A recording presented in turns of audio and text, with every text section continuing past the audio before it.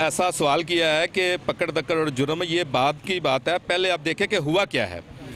बात ये है कि ये प्रोटेस्ट है ख़वातीनों हज़रात का, ये तो चल रहा है, तो ये काफ़ी देर से इनका डीजी हेल्थ ऑफिस में था।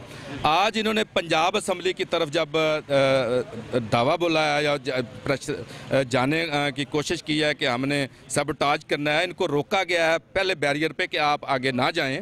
आपकी मेहरबानी है कि आगे परमाल रोड है और प्रोटेस्ट भी आपको जो पुरअमन रहना चाहिए, तो आप यहाँ रुक के प्रोटेस्ट कर लें। लेकिन इन्होंने कहा कि हम आगे भी जाना है, और इसी वक्त इन्होंने वहाँ पे पत्थर मारना शुरू कर दिया, पुलिस फोर्स के ऊपर हमला कर दिया।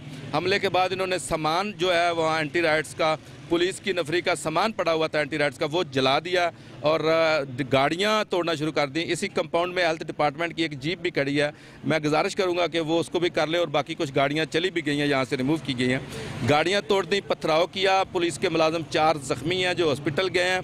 उसके बाद उनको जो है हल्का जो पानी फेंक के डिस्पर्स किया गया है, और जो गिरफ्तार हैं 17 लोग गिरफ्तार किए गए हैं, राउंड अप किए गए हैं। उनके खिलाफ, सब के खिलाफ जो नामालूम भी हैं और जो नॉमिनेटेड हैं, उनके खिलाफ ज़ाब्ते की कार्रवाई, कानून के मुताबिक कार्रवाई की जाएगी। जी, इनके